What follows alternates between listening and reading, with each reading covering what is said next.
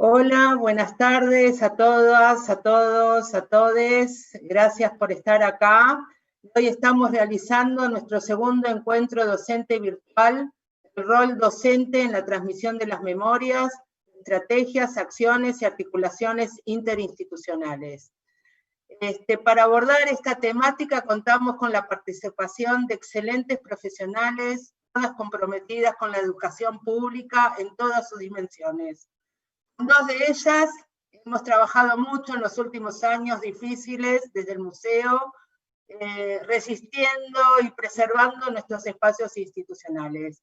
Así que quiero agradecer a Celeste Adamoli, Directora Nacional de Educación, Derechos Humanos, ESI y Géneros del Ministerio de Educación, a la querida Cecilia Flashland, hoy responsable de contenidos educativos, Paca Paca y Encuentro y Deporte B. Así que con ella hemos recorrido 4 años resistiendo para no bajar los brazos en lo que es la educación, la defensa de la educación pública y la defensa de nuestros espacios.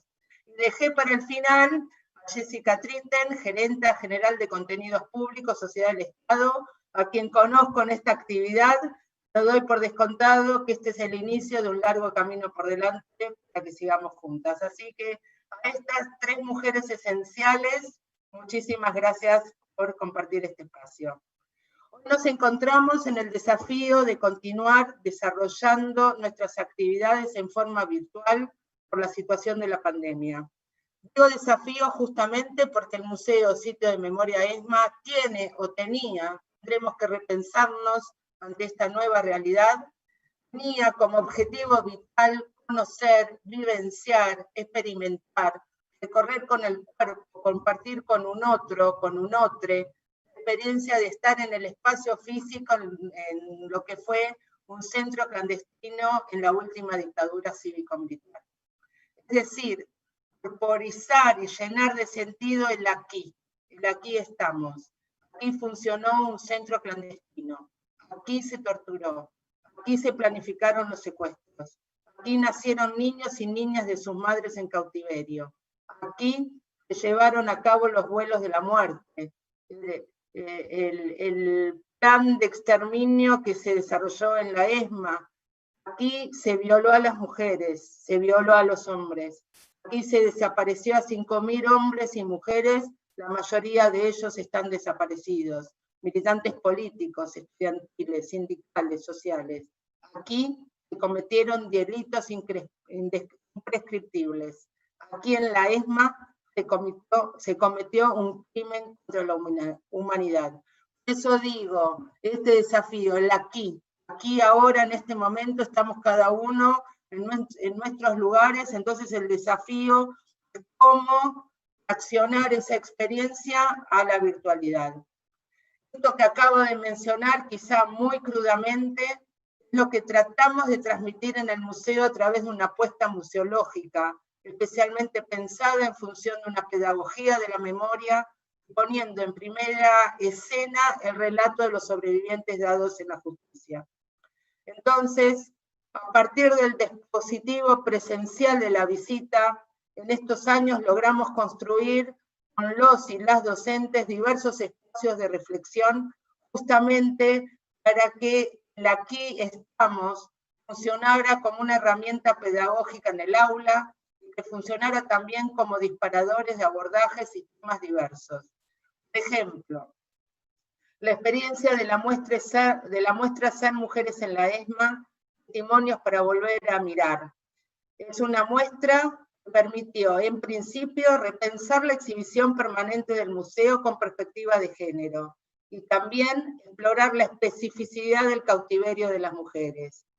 Pero también lo que recibimos de las docentes fue que esta muestra les ofreció un espacio para trabajar con las chiques las problemáticas actuales de violencia sexual, violencia intrafamiliar, educación sexual integral, entre otras. Solo a modo de punteo para refrescarnos un poco lo que decía antes de todo el trabajo hecho, en los encuentros docentes anteriores hemos tocado temas como el testimonio en la justicia, con la participación del juez Sergio Torres, que llevaba el juicio de instrucción de la causa ESMA, o con la legisladora Victoria Montenegro, donde abordamos el tema de la restitución y la identidad, por las jornadas de escuela y memoria, debates para la enseñanza con el licenciado Guillermo Levi, quien expuso un trabajo de investigación realizado por el Ministerio de Educación de la Nación y la Facultad de Ciencias Sociales de la UBA, por la actividad Mujeres y Luchas, con la presencia de Sara Ruth, sobreviviente de Auschwitz y madre de Plaza de Mayo, Miriam Lewin, periodista y sobreviviente de la ESMA, Virginia Croato, cineasta e hija de desaparecidos. También trabajamos mucho, como decía, con el área de Educación y Memoria y ESI del Ministerio de Educación, y pudimos abordar un encuentro docente sobre ESI y Memoria, un cruce para volver a mirar. Así que, solo por nombrar algunos de estos encuentros que llevamos a lo largo de estos más de 4 años. Hoy, en este segundo encuentro virtual, con estas 3 mujeres expertas, vamos, y esenciales, lo vuelvo a reiterar, las 3 siguen trabajando, siguen yendo a sus lugares de trabajo para mantener esta necesidad que tenemos con la educación pública, que hoy la pandemia nos evidenció más la desigualdad existente, ¿no? Estamos justamente pensando en esta nueva realidad, el rol docente en la transmisión de memoria, y que también, estoy segura, nos aportarán nuevas ideas para que nosotras desde el museo podamos ser una parte activa en la construcción de una educación pública integrada a las políticas públicas de memoria, verdad y justicia. Es una bandera no solo de un gobierno, sino de una sociedad que tiene en sus acuerdos básicos sostener una cultura activa del nunca más, y en donde las docentes, antes, pero ahora más que nunca, tienen un rol fundamental. Muchas gracias a nuestras invitadas. Muchas gracias a todos los que están participando detrás de sus pantallas. Déjenme agradecer profundamente a todos y a todas las trabajadoras del museo que también se están acomodando a esta nueva situación de mantener presente al museo en las redes, al área de contenidos y producción, lo hacen posible hoy transmitiendo, ¿no?, desde la casa de un compañero. Gracias, Lucho, nuestro jefe en este momento, y por supuesto, gracias a Salomé Grumblatt, directora de institucionales, y a Cecilia Cavallo, coordinadora del área educativa del museo, que llevan adelante esta actividad. Quiero también transmitirles, en nombre del secretario de Derechos Humanos, Horacio Pietragala Orti, un gran agradecimiento a las participantes, a todos los que nos están mirando, porque entiende que estas actividades sí realmente forman parte y se integran, como decía anteriormente, a esta política de derechos humanos y de memoria, de verdad y de justicia. Así que, por mi parte, muchísimas gracias, y voy a seguir con atención todo lo que nos van a contar. Gracias.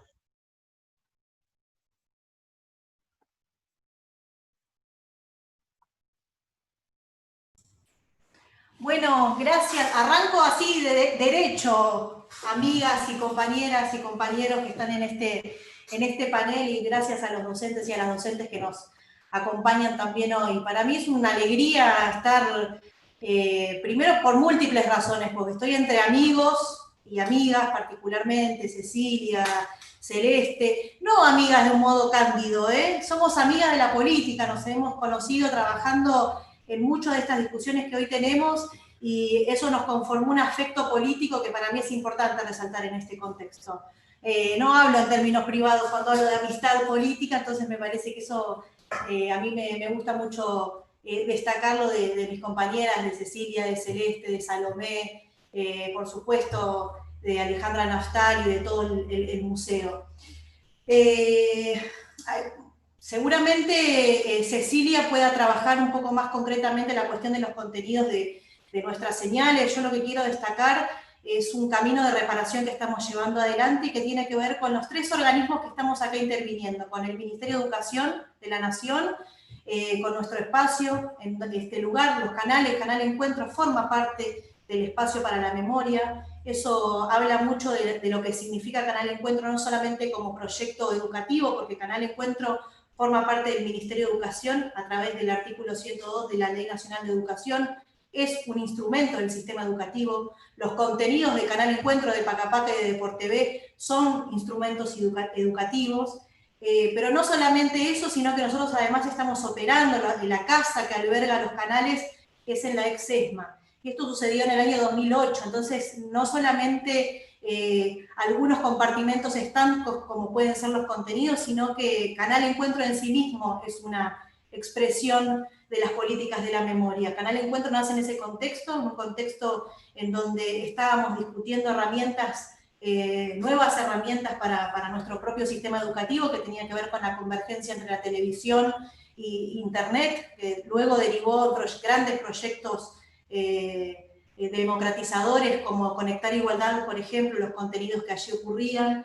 Pero lo que quiero decir es que Canal Encuentro, por supuesto luego Pacapaca, que nació, estamos cumpliendo 10 años en este año, y luego Deportv, forman parte de una política integral de la memoria. La discusión fue muy interesante en el año 2008, cuando se definió que la casa de Canal Encuentro, en ese momento solo existía Canal Encuentro, las discusiones vinculadas a por qué debería funcionar un canal del Ministerio de Educación, ¿no?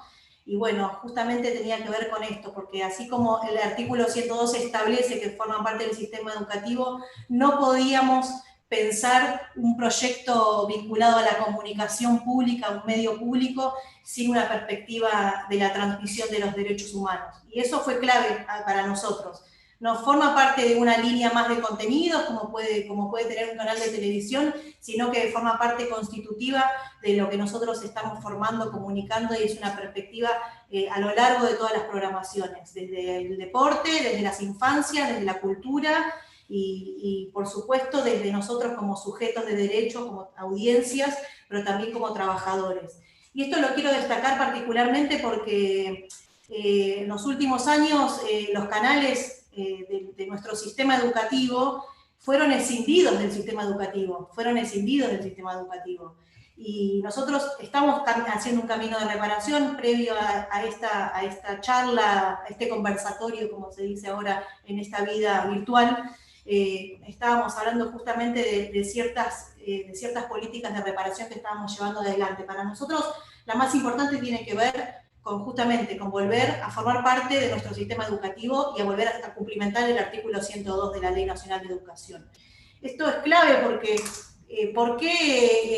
¿cuál era el daño que un canal como Encuentro, Pacapaca y Deportv formaran parte del sistema educativo? Y bueno, justamente porque no es lo mismo que un grupo de personas vinculadas a un área de programación diseñen la política de programación que todo la apoyatura que tenemos con todo el sistema educativo. Y eso es clave porque para nosotros no hay áreas de programación vinculadas a los profesionales de la televisión, sino que nuestros grandes programadores de los contenidos de nuestros canales son los docentes y las maestras y los maestros. Nosotros ahí tenemos una responsabilidad histórica, particularmente con nuestro público prioritario. Hay casos emblemáticos como la cuestión de Samba, por ejemplo, que Samba dejó de producirse en el año 2016, volvió a aparecer en las pantallas en el año 2020, y yo no me canso de decir que tiene que ver la presencia en esos 4 años de Samba en las escuelas fue fundamental. Y las aulas mantuvieron viva Samba, y las aulas no dejaron nunca de programar sus clases con los contenidos que se habían hecho en nuestras señales a lo largo de 12 años de producción. Y bueno, y eso tiene que ver justamente con un trabajo en conjunto. No hay una traducción de contenidos del sistema educativo a la pantalla, es justamente todo lo contrario, es trabajar en conjunto con los maestros y con las maestras, esos contenidos, esa preparación de esas clases, esa lógica de trabajo para nosotros forma parte también en el momento de constituir una pantalla. Y en el medio en el que estábamos discutiendo estas reparaciones vinculadas a lo institucional, pero profundamente a lo político, por supuesto vino la pandemia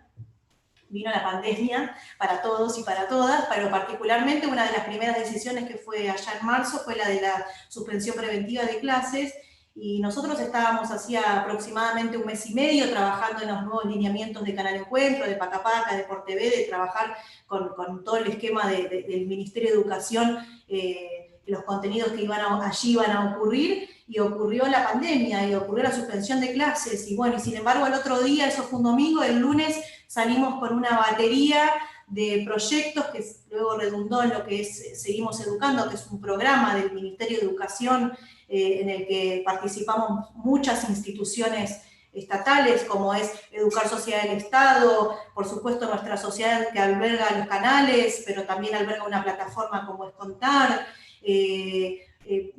bueno, por supuesto las áreas definidas del Ministerio de Educación, la Secretaría de Medios y Comunicación Pública, con la televisión pública, Radio Nacional, las 49 radios provinciales, en las que hacemos también radio escuela, y eso es importantísimo porque estamos hablando de la democratización de diferentes tecnologías. Hay diferentes tecnologías y diferentes accesos, como es Internet por un lado, la televisión por otro, y la radio, sobre todo en lugares donde estas dos primeras tecnologías no llegan. Entonces, digo, hay una primera, para hacer honor al título de la charla, que tiene que ver con lo interinstitucional, justamente Seguimos Educando es un ejemplo de ese primer gran proyecto vinculado a cómo trabajar desde el aula, desde el Ministerio de Educación, pero también desde los canales, y de cómo conseguir a los medios públicos ponernos en función de esta excepcionalidad, de este momento de excepcionalidad que estamos viviendo. Y digo, pudimos hacer primero fueron 14 horas de producción, ahora son 7 horas diarias, que se producen y salen, se emiten desde acá, desde nuestra Exesma, desde la Casa de los Canales, y eso para nosotros tiene un valor enorme, porque que los contenidos que ocurren diariamente con los docentes y con los conductores de Seguimos Educando, que puedan ser distribuidos desde la Exesma, para nosotros habla del título también de esta charla, ¿no? De cómo concebimos las políticas de memoria, cómo están sustancialmente en la educación. Para nosotros forma parte, esto para mí es algo que siempre intento comunicarlo, la producción de Seguimos Educando, pero lo que decía es que pudimos ofrecer rápidamente al sistema educativo una batería de horas y de contenidos por la experiencia de 12 años de producción con el Ministerio de Educación. Y esto me parece que es clave. Producir 12 años de contenidos educativos, trabajando con todos los niveles, con todas las modalidades, con todos los docentes, recorriendo el país, trabajando las diferentes exclusiones, porque sobre todo los docentes y las docentes son los grandes, los que nos señalan muy fuertemente las grandes exclusiones que hay en la pantalla, y nosotros tenemos una responsabilidad particularmente con las exclusiones que ocurren en nuestra pantalla. Entonces lo que digo es que efectivamente Seguimos Educando es un proyecto interinstitucional eminentemente educativo, por supuesto, porque fue puesto en función para acompañar la suspensión preventiva de clases en el aislamiento obligatorio, y seguimos produciendo constantemente todos los días, bueno, justamente por esta memoria y también por este camino de reparación. Y me parece que eso es fundamental remarcarlo, recalcarlo, y de poder trabajar, de poder sostener estos vínculos. Sobre todo de poder sostener el vínculo en nosotros, en nuestro caso, en el de la reparación con los docentes, que en lo práctico, en lo concreto y en lo específico nunca dejó de ocurrir, porque insisto, yo siempre pongo el ejemplo de Samba, pero también están los otros ejemplos de los diferentes contenidos, y sin embargo, hoy en el marco de Seguimos Educando, y también en esto que contaba de las diferentes exclusiones, estamos pensando las diferentes líneas de trabajo en conjunto con el Ministerio de Educación para el año que viene, qué es lo que va a ocurrir el año que viene en las pantallas de los canales en la pospandemia, que efectivamente tenemos que modificarnos nosotros incluso como señales educativas. Nos estamos replanteando, nos hacemos muchas preguntas, bueno, con Cecilia las hacemos constantemente y diariamente, porque digo, incluso hasta las vinculadas concretamente en el ámbito televisivo, que nosotros teníamos una idea, ahí lo estoy viendo las zambushkas, hermosas, hermosas. Hago una pequeña digresión porque me acuerdo de una conceptualización que hubo de Samba del ministro de Medios anterior, Hernán Lombardi, cuando para justificar la ruptura de los muñecos, ¿se acuerdan que había en el Parque Samba y una ruptura de muñecos?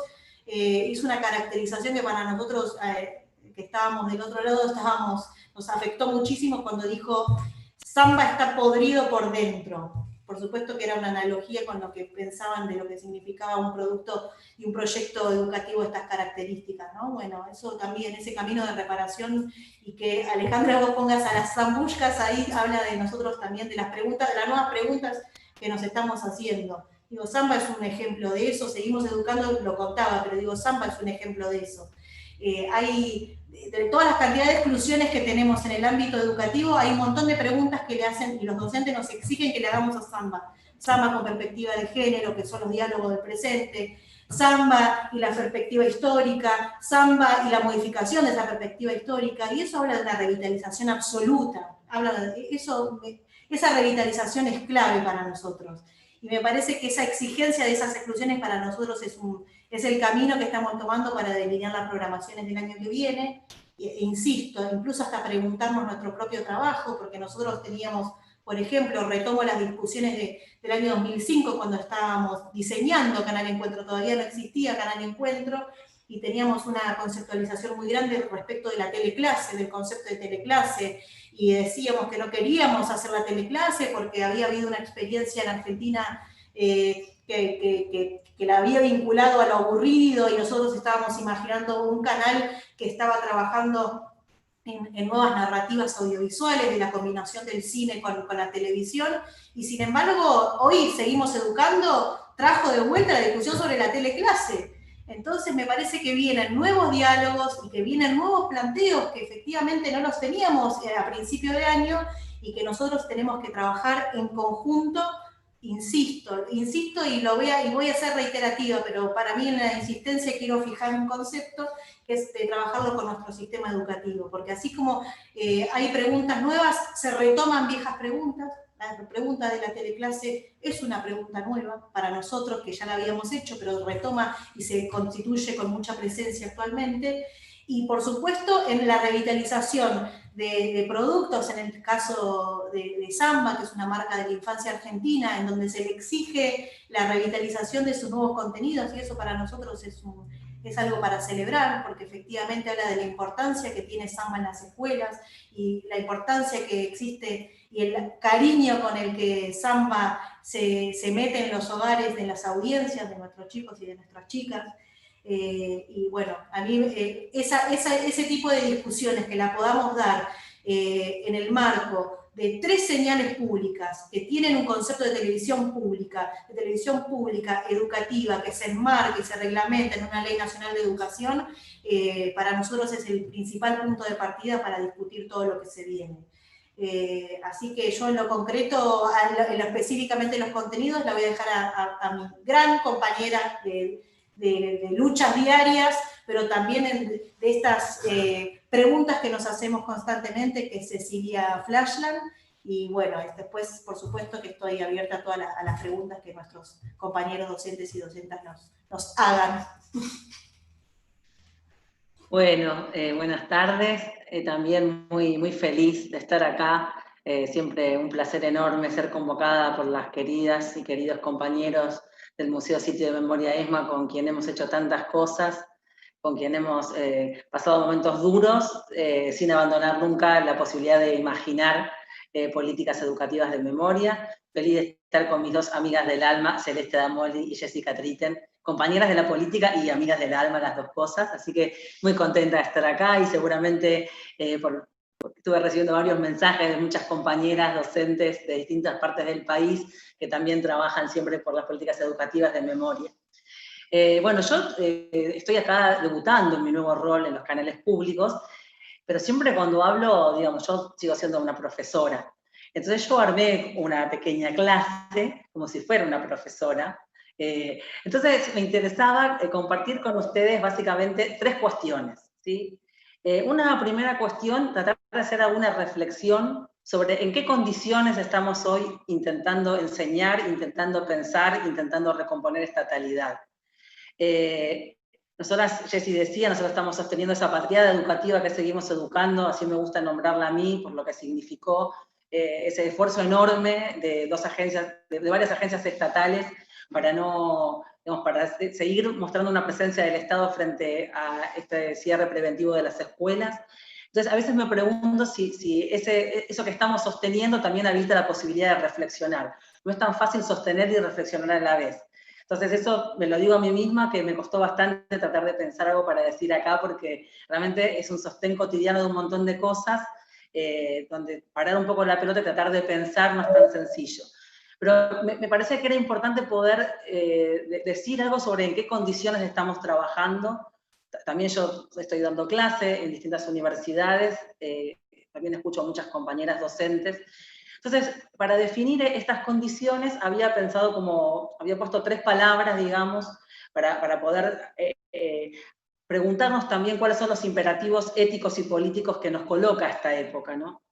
Por un lado, por supuesto, está el tema de la pandemia. Escuchaba una entrevista el otro día a mi admirado Alejandro Kaufman, que decía que la pandemia había activado una pulsión pánica, y que esa pulsión pánica tenía que ver no tanto con el miedo que nos daba morir, sino con el miedo que nos daba de no tener a disposición un respirador.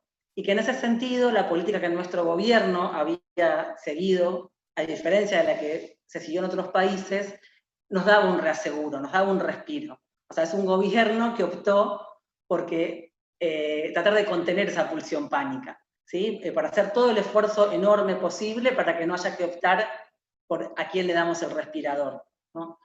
De todas maneras, esa pulsión pánica la tenemos, ¿no? Entonces, por un lado, me parece que este contexto de la pandemia, estos miedos nuevos que tenemos, es algo que nos marca nuestras condiciones actuales. Por otro lado, también nos enfrentamos, digamos, en un escenario de posmacrismo con unas cifras de pobreza que nos escandalizan, que nos rompen el corazón, porque ese 50% de pobres que hay en la infancia y que hay en la juventud son los alumnos que nosotros tenemos, son también las personas que miran nuestras pantallas. Entonces me parece que eso también es algo que marca nuestro presente. Nosotros llegamos con un gobierno popular para que eso no ocurra, y estamos haciendo un esfuerzo enorme para que eso no sea aún mayor. Justo leí un informe del CIPEC que decía que gracias a las medidas del gobierno, esto suena consuelo, pero también hay que preguntarse qué hubiera pasado si no estaría este gobierno, si este gobierno está haciendo un gran esfuerzo para mitigar ese dolor enorme que es la pobreza. Eso me parece que también hay que decirlo. Entonces me parece que por un lado está la pandemia, por otro lado está qué significa esta pobreza, y por otro lado me parecía que otra marca de la época para mí tiene que ver con el género. Y esto me gustaba decirlo, porque lo que nosotros hemos avanzado en ese terreno, sin embargo, frente a un contexto como este, vemos que la mayor parte de las mujeres somos las que estamos sosteniendo tareas del cuidado. Las enfermeras, las docentes, y según un relevamiento del Ministerio de las Mujeres, son el 90% las mujeres que se ocupan de las tareas escolares en las casas. ¿Sí? No, ni el 60, ni el 50, no, el 90%. ¿Sí? O sea que de alguna manera también esta temática de género, con la que nosotros avanzamos un montón, cuando se nos revela una situación de enorme precariedad, donde está en juego el cuidado de la vida mismo, de nuevo somos las mujeres las que estamos allí sosteniendo, ¿no? Entonces, esto me gustaba señalar estas condiciones porque me parece que de alguna manera nos obligan a preguntarnos, digamos, qué imperativos éticos y políticos, digamos, tenemos frente a este nuevo paisaje social y político, ¿no? El otro día mirando un programa me hacen mirar muchos programas, para elegir programación para los canales me la paso mirando cosas buenísimas, ¿no? Entonces veía un programa donde entrevistaban a Zygmunt Bauman, ya viejo, ya, digamos, en el final de su vida, ¿no? Entonces decía, bueno, ¿qué ve usted cuando mira para el pasado? Y él daba una respuesta demoledora que decía, veo un cementerio de esperanzas, ¿no? Y yo no quiero ver un cementerio de esperanzas, ¿no? Yo pensaba, bueno, a ver, yo si ahora miro en el pasado, ¿no? Frente a en estas condiciones que acabo de describir, de pandemia, de pobreza, de desigualdad de género, si miro el pasado, entonces me gustaba ver otra cosa. Y pensaba, bueno, ¿qué puedo mirar? Por un lado miro, digamos, pensando en los temas que a nosotros nos convocan, miro digamos, que también para recomponer una época como la que nos toca, tenemos una enseñanza, que es la de las madres y las abuelas, que dijeron en la salida de la dictadura, es necesario reconstruir un piso ético mínimo para que la vida en común se pueda recomponer. Entonces, esa enseñanza, digamos, de cuál es ese piso ético mínimo, me parece que es algo fundamental para tener presente, porque nosotros, nuestro gobierno, cuando opta por la defensa de la vida en la condición de la pandemia, de alguna manera también está pensando en ese piso ético, ¿sí? Si no, no podemos permitir, digamos, no podemos dar el lujo de pensar que muchas muertes, si ocurren, no nos podemos dar ese lujo, aunque después nos pase, porque hay cosas que se nos van de las manos. En nuestro horizonte ese lujo no nos lo podemos dar. Entonces pensaba, bueno, por un lado, miro para atrás y veo esa enseñanza de los organismos de derechos humanos, un humanismo crítico, como dice Horacio González, así define la enseñanza de los organismos, un humanismo crítico. También miro para atrás y digo, bueno, también aprendimos entre el 2013 y el 2015 que es el Estado Nacional, aún con todos sus problemas, aún con todos sus desguaces, lo que puede amparar la vida popular. Sin una recomposición del Estado Nacional no podemos amparar la vida popular. O sea que eso también lo veo, también está en nuestra memoria, digamos, eso que pudimos recomponer entre el 2013 y el 2015. Y después diría, bueno, que también veo las luchas que hemos dado con el feminismo, ¿no? Las luchas de género que hemos dado, aún en un momento de retracción de derechos como fue el gobierno de los 4 años de macrismo, aún en ese momento de retracción de derechos, no cesamos en avanzar en términos de género, ¿no? Entonces, eso me gustaba porque pensaba, bueno, con estas memorias es que podemos pensar en recomponer estatalidad. Sí, recomponer estatalidad para cuidar la vida, que es la urgencia de hoy, pero también recomponer estatalidad para volver a imaginar un horizonte de igualdad y un horizonte de justicia. Y esos horizontes de igualdad y de justicia es también el que nos desvela, digamos, en los lugares en los que cada uno de nosotros activamos, ¿no? Porque ya sea en un sitio de memoria, ya sea en una política educativa del ministerio, o ya sea en canales educativos, digamos, nosotros tenemos que encontrar, digamos, con qué vamos a activar de nuevo esa pulsión por recomponer la igualdad y por recomponer la justicia, ¿no? Entonces pensaba que en estas condiciones excepcionales en las que estamos viviendo hoy, también una cosa que nos sucede, me parece, que es que volvemos a muchas preguntas fundantes, ¿no? Preguntas fundantes que pueden ser desde, no sé, ¿estoy viviendo con la gente que quiero vivir? La pandemia nos obligó a preguntarnos eso, ¿no? ¿Estoy viviendo con la gente que quiero vivir? ¿A quién extrañamos, ¿no? Como personas fundamentales para nosotros. Yo también me pregunto, ¿estoy en condiciones de educar a mi hija sin escuela? ¿Estoy en condiciones de educar a mi hija sin escuela? La verdad, gran pregunta que atraviesa hoy a todas las familias. Y pensaba, ¿no? Recuperando el título que nos proponían para la charla, que otra pregunta fundamental que nos estamos haciendo es, ¿qué tipo de docentes somos? ¿Sí? Nosotros, esta charla se llama El rol docente en la transmisión de las memorias, ¿no? ¿Qué tipo de docentes somos? Porque estamos viviendo realmente un sacudón enorme. Damos clase y miramos nuestra propia cara, eso es tremendo. Yo eso no me voy a recomponer nunca, ver que tengo el pelo mal acá, o sea, ¿cómo podemos dar clase mirándonos a nosotras mismas? Eso es tremendo, realmente es tremendo, ¿no? Damos clases sin cuerpos. Entonces me parece que esa pregunta de qué tipo de docentes somos, qué apuesta pedagógica estamos haciendo hoy, me parece que a mí se me reactualizó mucho, no solo por dar clases, sino también por estar de nuevo, como decía Jessy, en canales educativos que se vuelven a vincular fuertemente con el sistema educativo, porque la suerte de encuentro de Pacapaca y de Deportv está atada a la suerte de la escuela argentina. Porque si la escuela es de alguna manera, digamos, ese aparato estatal que nos permite la promesa de una vida mejor, ¿sí? Más allá de todas las críticas que tengamos para la escuela, ha sido de alguna manera el gran aglutinador de esa esperanza social. Digamos, también los canales sienten que esa promesa es la suya, ¿no? Por eso también me parece que es tan importante esto que explicaba Jessy de por qué queremos volver a estar revinculados a las políticas educativas, al ministerio, ¿no? Entonces, con esta pregunta de qué tipo de docentes somos, o qué tipo de pedagogía queremos para este presente, dije, bueno, a ver, voy a volver a revisar un libro clásico que seguramente muchas compañeras y compañeros docentes que están mirando esto lo deben conocer. Es un libro que se llama Enfoques de la Enseñanza, de Soltis y Fertesmaster. Sí, un libro que se lee mucho, digamos, en la formación docente, y que se usa mucho para capacitaciones docentes, ¿no? Y hacen una pregunta hermosa en ese libro para mí, que es, ¿con qué otra profesión compararía la docencia? ¿Sí? Entonces siempre se propone ese ejercicio. Bueno, a ver, si ustedes tendrían que elegir una profesión para comparar a la docencia, ¿con qué profesión la compararían? ¿Con qué oficio la compararían? Entonces ahí empiezan a salir, ¿no? Bueno, para mí un docente se puede parecer, no sé, a un ingeniero que construye algo que planificó. O se puede parecer a un psicólogo que contiene a un grupo humano. O se puede parecer, no sé, a un artista que trata de construir una obra, ¿no? Entonces, estos dos autores dicen que en función de qué profesión uno elija para comparar a la docencia, aparece de alguna manera su enfoque de la enseñanza, ¿no?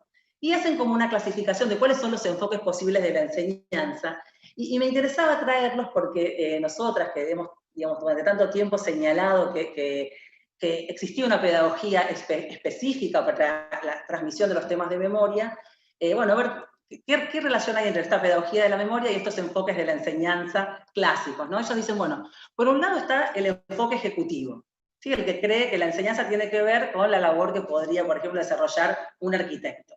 Planifico algo, me propongo determinados objetivos y con qué medios llego a ese objetivo. Ellos van a decir, bueno, a ver, este enfoque ejecutivo es ese profesor tal vez más estricto, más clásico, diríamos nosotros, que quiere que los alumnos sepan los NAP. O sea, bueno, a ver, flaco, todo bien, te escucho todo, pero esto lo tenés que saber. Diríamos, línea de tiempo, la dictadura empezó en el 76 y terminó en el 83. Todo bien, con la apropiación, todo, pero esto lo tenés que saber. ¿Sí? Ese es un enfoque posible para la enseñanza. Otro enfoque, dicen los autores, es el terapéutico. ¿Sí? El que imagina que un docente se puede parecer, por ejemplo, a un psicólogo. Ese enfoque está más orientado a poner el eje en los estudiantes. Escuchemos a los estudiantes, contengámoslos, démosle lugar a su palabra. Más o menos podríamos decir, no es mucho si te pudiste expresar. ¿Sí? Algo así podríamos decir. En términos de memoria, no importa si no puedes definir qué fue el terrorismo de Estado, te sensibilizaste cuando fuiste a la ESMA, pudiste poner una palabra, adelante con esto. Y un tercer enfoque, dicen los autores, es el que ellos llaman el liberador, ¿sí? El que pone el acento en decir, yo te voy a quitar un velo de los ojos y vos vas a ver la realidad. ¿Sí? Un enfoque más tal vez setentista, que se propone romper estereotipos, liberar al estudiante. Nosotros hemos dicho siempre que enseñar temas de memoria era un poquito de cada uno de estos enfoques, pero mucho más. ¿Y por qué lo hemos dicho? Lo hemos dicho porque hemos subrayado muchas veces que enseñar temas de memoria obliga a enfrentar temas que no están saldados socialmente, obliga a las preguntas incómodas, obliga a tener que ponerle palabra a qué significa poner en jaque la condición humana dentro de un aula. Obliga también a que a veces el docente tenga que decir, esto no lo sé, de esto no me animo a hablar. Y nosotros siempre hemos recopilado muchas anécdotas sobre esto, ¿no? Por ejemplo, una anécdota que nos traía una profesora que dice, bueno, tengo un alumno negacionista, que en la clase plantea abiertamente su negacionismo, pero cuando le tomo el examen, lo que yo pregunto lo sabe. ¿Lo tengo que aprobar o no ese alumno? ¿Está aprobado o no en mi materia? ¿Sí? Entonces, ¿por qué me interesaba esto? Porque me parece que la cuarentena reactualiza la pregunta por la condición docente, que es una pregunta que nosotros en el terreno de la memoria la venimos haciendo hace mucho, ¿sí? Y me parece que lo que sí nos reactualiza la cuarentena, y también nos ha pasado mucho con los programas de Seguimos Educando sobre todo, y pensando en estos enfoques, es decir, bueno, a ver, ¿dónde tenemos que poner el acento hoy? ¿En el contenido, sí, o en el vínculo? O en las dos cosas. Hoy, en la pandemia, si queremos acompañar a los estudiantes como docentes o como pantalla educativa, ¿qué es más útil? ¿Sí? Poner el foco en el contenido duro o habilitar a través de distintas propuestas espacios de reflexión que nos permitan revincularnos, que nos permitan pensar que pertenecemos a algo en común cuando esa vida colectiva está siendo tan duramente golpeada, ¿no? Porque, digamos, la enseñanza es un vínculo, es un oficio del vínculo, ¿sí? Es un oficio del vínculo cuyo vínculo, que teje ese vínculo a través de mediaciones que son la transmisión de una cultura, o mediaciones que son la transmisión de unas memorias, ¿no? Siempre hemos dicho, bueno, a ver, cuando nosotros como docentes ejercemos el oficio de la transmisión, lo que hacemos es legarle a otra generación un conjunto de memorias, un conjunto de experiencias para que las recreen, para que hagan otra cosa con eso. Y lo último que quería decir, un tercer punto, era pensando en esto que queremos legar, que me parece que nosotros nos lo preguntamos todo el tiempo, bueno, ¿qué hay que poner ahora en la pantalla? ¿Cómo hay que repensar la programación? Que es una pregunta que está vinculada a qué materiales quiero compartir en la clase. A mí me gustaba, siempre nosotros decimos memorias en plural, por supuesto también está así puesto en el título, que es esa S de las memorias, ¿no? Si nosotros queremos que esa S sea de alguna manera lo que le da vitalidad a las memorias, lo que la sacan de un registro meramente ritual, de repetir capaz una historia que es necesaria, pero que a veces también puede ir perdiendo, se puede ir desgastando de tanto ser repetida. Nosotros sabemos que esa S se activa, por ejemplo, ya lo hemos probado, lo hemos hecho, si se cruza con las luchas de género, con las luchas que propone la ESI. Y me quiero detener en eso porque la pantalla de Canal Encuentro, cuando vuelve ahora al aire, cuando se refunda con una entrevista que a mi entender es una obra maestra.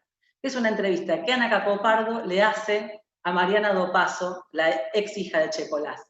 Esa entrevista, digamos, donde se ponen en juego cantidad de cosas que nos hacen pensar en la herida del terrorismo de Estado, pero también en la enorme potencia de cómo la sociedad argentina ha ido tramitando esa herida y ha logrado reinventar, digamos, ha encontrado muchas estrategias para lidiar con ese dolor.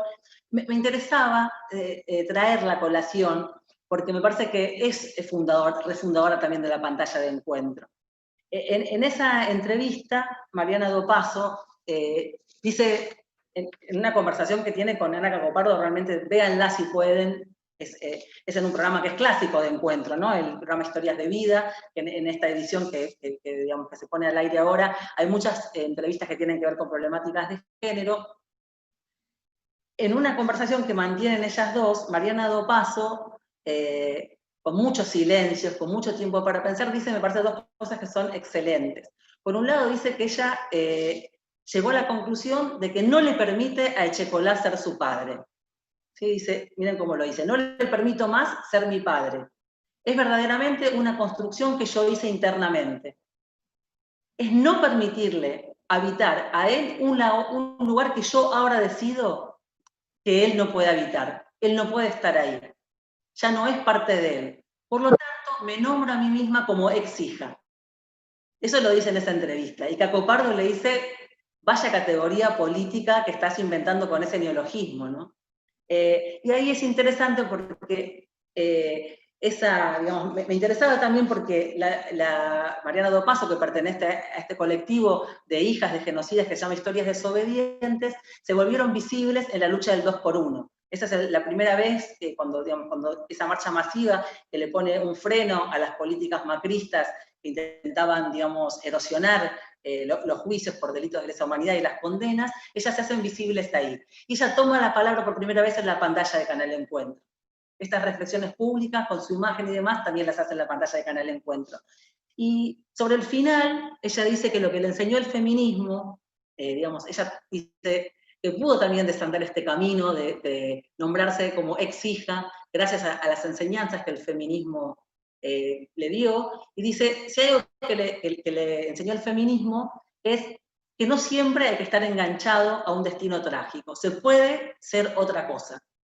Eso me parece una gran enseñanza para este contexto, sobre todo, digamos, se puede ser otra cosa en la defensa de la vida como estamos haciendo hoy, y se puede ser otra cosa en poder refundar horizontes de igualdad y de justicia. En nuestro caso, lo haremos desde los canales públicos, las compañeras lo harán desde otros lugares, pero me interesaba decir esto, porque efectivamente, así como tenemos la memoria de las madres y las abuelas para ese piso ético, tenemos también ahora a una Mariana Dopaso que se atreve nada menos que decirle a un genocida que no le da el derecho a ser su padre, e inventa una categoría, la de ex hija, que también nos recuerda cómo nuestra memoria de la dictadura politizó los vínculos filiales de un modo único, de un modo donde hay una enorme enseñanza, ¿no? Entonces me parecía interesante que esa historia de Mariana Dopaso, nos recordaba que la transmisión de las memorias, que siempre es en plural, sigue siendo de una enorme vitalidad para nosotros, sigue siendo un lugar donde podemos encontrar herramientas para una imaginación política que tiene enormes desafíos por delante, y bueno, y ahí nos encontrarán esos desafíos. Y bueno, muchas gracias, compañeras, por esta conversación. Le doy la palabra a mi amiga Ada Moli. Gracias, bueno, muchas gracias por esta invitación, por este encuentro que que todas celebramos y agradecemos, por Cecilia que me antecedió en la palabra, que además es colega como docente. Hablamos del rol docente, pero compartimos una materia en la Universidad de Burlingame, así que si bien, ahora les voy a contar algunas cosas, algunas intimidades, pero ya no, escucho con un poco de eco ahí, no sé qué sucedió. Ahí está. Si bien trabajamos durante muchos años en el programa de Educación y Memoria, ahora compartimos ese lugar en la facultad, que es también un espacio para pensar sobre el rol docente. Bueno, quería agradecer especialmente, bueno, a Alejandra Naftal por la posibilidad, digamos, de esta charla, por el encuentro compartido siempre, por los años que compartimos en los que tuvimos que idear estrategias para que la memoria se mantenga, para tejer vínculos, para hacer algo de lo que este subtítulo de la charla de hoy, de pensar estrategias y acciones y articulaciones, fue fundamental para seguir pensando la memoria. Agradecerle a Salomé Grumbla también por la invitación y a Chechu Cavallo, del equipo también del sitio de la memoria, con quien conversamos varias cuestiones en torno a qué pensar hoy, o cómo pensar hoy la pedagogía de la memoria, que era un poco la primera invitación que me hacían en este contexto, digamos, ¿no? Bueno, ¿en qué medida seguíamos o pensábamos hoy la pedagogía de la memoria? También agradecerle y saludar especialmente a Jessica Tritten, a quien admiro, quiero mucho también, como ella dijo, esas amigas que vienen, como esas relaciones que vienen por algunas afinidades que tenemos y por habernos cruzado, las dos hace mucho tiempo, muy, muy jovencitas, no digo que ahora seamos grandes, Tritten, pero cuando se inauguraba Canal Encuentro y nosotros inaugurábamos el programa Educación y Memoria. El programa Educación y Memoria está cumpliendo este mes 15 años, porque el programa Educación y Memoria, para quienes no lo saben, se gestó en la previa a los 30 años del golpe. Eso fue en el 2005 en el Ministerio de Educación. Yo coordiné durante muchos años ese programa, luego ocupé un lugar más difuso de responsabilidad en los últimos 4 y hace 2 meses soy directora nacional para la educación en derechos humanos, género y ESI. Una dirección nueva que estamos pensando, construyendo con muchos compañeros, compañeras del Ministerio de Educación, con las nuevas autoridades políticas que definieron esta nueva dirección para aglutinar distintos temas, entre ellos los de educación y memoria, pero también los de ESI, que ya veníamos viendo, renovaban muchas veces la mirada de la memoria. Entonces, para mí en lo personal es un desafío enorme, digamos, asumir esta dirección que tiene un tema central para este momento político, para seguir avanzando en muchas cuestiones. La ESI, estamos con esto de los aniversarios, la ESI cumple este mes, en el Ministerio de Educación estamos con una serie de actividades porque la ESI cumple como ley 14 años. Me gusta esto de mencionar también lo de los años porque de alguna manera nos muestra como un recorrido de hecho, pero también nos pone en el punto de pensar todo lo que nos falta por hacer, ¿no? Digo, me parece que ahí hay algo importante para poder seguir pensando. Bien, les decía que quería celebrar este encuentro, pero también celebrar este encuentro con esta incomodidad, ¿no? Digo, como con esta sensación de que nos encontramos, pero nos encontramos a través de las pantallas, ¿no? Como con esta cuestión de que por un lado, para el sitio de memoria también es la oportunidad de que otros y otros que por ahí están en otros lugares del país o en otros lugares del mundo incluso se acerquen al sitio, a las discusiones. En ese sentido es algo bueno, pero realmente, como decía Alejandra, para los sitios y para las escuelas, pensar sin los cuerpos presentes es una dificultad enorme, es una presencialidad, digamos, que nos duele, que nos complica en la tarea y que nos cuesta. Algunos optimistas señalan que estamos en un tiempo para poder pensar las prácticas docentes, para poder volver a pensar la escuela, pero a mí ese optimismo me hace un poco de ruido, ¿no? Digamos, o sea, me gusta, digamos, que nos sirva para parar la pelota y pensar, pero sobre todo, y las veo a las compañeras también que trabajan tan fuerte en el dispositivo del Seguimos Educando, es decir, bueno, ¿cómo salimos a que haya contenidos para todos y para todas y para sostener esa continuidad pedagógica, como lo hizo el Ministerio a través de distintos dispositivos que se comprometen a sostener nada más y nada menos que el derecho a la educación? Pero bueno, ¿qué pasa o qué nos pasa con la memoria en este contexto excepcional, inédito, y me gusta decir transitorio, ¿no? Porque a la vez también tenemos que tener eso presente, aunque no sepamos qué es lo que va a venir, porque de esa nueva normalidad todavía no sabemos tanto, creo que hay que remarcar que es un momento transitorio y que vamos a tener más oportunidades para encontrarnos cara a cara pronto, para seguir pensando, además de celebrar este tipo de encuentros. A mí me interesaba pensar con ustedes o poner en discusión en base a algunas cosas que conversamos sobre todo con Salomé y con Cecilia, en principio como pensar alrededor de tres cuestiones. Una que tiene que ver con pensar la memoria vinculada a la voluntad, otra que piense efectivamente el rol docente y otra que propone los desafíos de la memoria, digamos, como en esas tres líneas quisiera un poco también, siguiendo el ejemplo de acá mi compañera y maestra Cecilia Flashen, que puntea los tres temas de la clase de hoy, son los siguientes.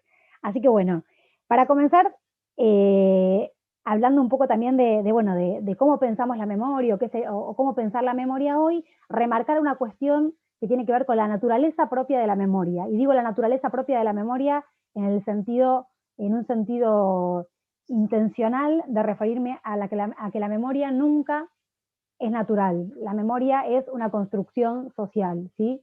Los modos en los que recordamos tienen que ver con una construcción social. Siempre podría haber sido de otra manera, digamos, ¿no?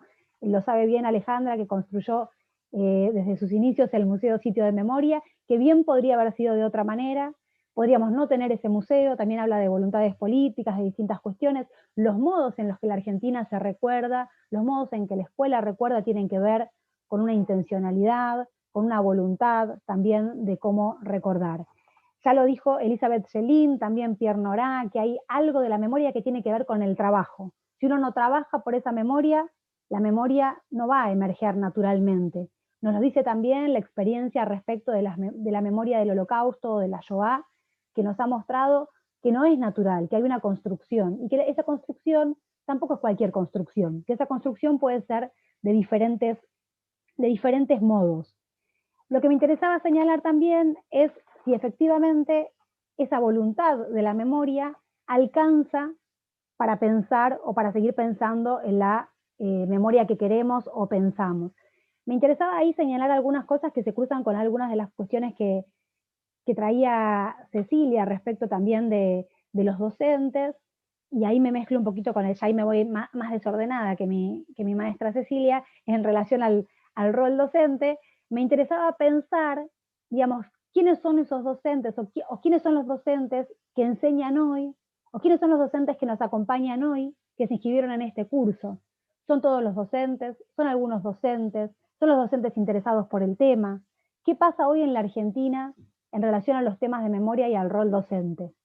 Traigo esta pregunta porque por un lado tenemos algunos resultados optimistas respecto de algunas investigaciones, como la que hemos realizado con la Universidad de Buenos Aires en el 2015, que nos muestra algunos números alentadores respecto de que las nuevas generaciones efectivamente dicen conocer sobre el pasado reciente por la escuela en un 60% y en un 70% haberlo hecho de manera más frecuente en la escuela, pero sin embargo sabemos que hay un recorrido largo por hacer, ¿no?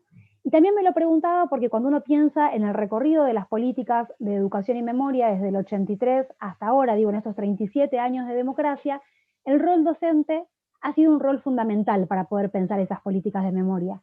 Primero, porque justamente estuvo muy ligado a esta voluntad, a la voluntad del docente por transmitir. Pero después, con los años, aparece o confluye, podríamos decir, con una voluntad del Estado porque eso se ha transmitido, ¿no? Y un poco lo que me preguntaba o me hacía pensar este encuentro y estos encuentros es quiénes están efectivamente transmitiendo hoy, con todas las dificultades del contexto y de los contenidos de memoria.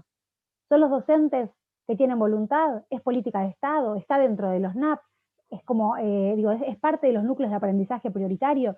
¿En manos de quién queda esa enseñanza? Y también, ¿por qué deberíamos seguir enseñando sobre temas de memoria en este contexto? Me quería leer ahí algo muy chiquitito del Toto Schmuckler, en un libro que está digital, compilado de varios textos del Toto, que se llama La memoria entre la política y la ética. Es una compilación que hizo Claxo con varias ponencias del Toto Schmuckler, entre ellas muchas, o por lo menos dos, que trabajó, que fue como ponente, digamos, del programa de Educación y Memoria. Y dice así: también la Shoah, transformada en estadísticas y monumentos, será asignada por el olvido. Yo, porque vivo en esta época y por condiciones que tienen que ver con mi familia, con mi biografía, con mi lugar de pertenencia. Soy habilitado por la memoria de la Shoah, pero no sé cómo la recuerda mi hijo. Tampoco sé si estará en el recuerdo de mis nietos. Estoy casi seguro de que salvo que exista una voluntad muy firme para transmitirla, mis nietos ya no se van a acordar de nada. Aun si la voluntad de transmisión existe, ¿qué transmitir? Sin duda los hechos, los datos de lo ocurrido, pero como lo sugerí antes, el acento tal vez no debería colocarse en las preguntas sobre quiénes fueron las víctimas, quiénes fueron los victimarios, aunque eso resulte imprescindible de recordar. Los responsables inmediatos, los cómplices, los culpables y aquellos que fingen inocencia. El acento, si pretendemos que la memoria nos enseñe, debería, obsesivamente, colocarse en lo que significa el derecho de decidir quién debe vivir y quién no debe vivir. Esa es la raíz de la Shoah. Me gustaba traer esta frase o este fragmento de Schmuckler porque me parecía que no es cualquier voluntad, ¿sí? Me parece que ahí hay algo de la memoria, es decir, ¿qué es lo que tiene que transmitir la educación respecto? Cecilia decía, bueno, estos enfoques pedagógicos, estos modelos pedagógicos que nos llevan a pensar qué transmitir de la memoria. Desde el programa de Educación y Memoria siempre trabajamos por esta idea de trabajar por comprender las condiciones de posibilidad. Digamos, esta es una de las cuestiones que me gustaría señalar, ¿no? Cuando nosotros pensamos en qué contenido transmitir, hay algo fuerte respecto de poder pensar cuáles fueron las condiciones de posibilidad que posibilitaron tanto el terrorismo de Estado en la Argentina como la Shoah, digamos, o como algunos otros acontecimientos que lo hicieron posible. Porque solo esa pregunta es la que nos devuelve la pregunta por la responsabilidad y también por nuestro lugar hoy.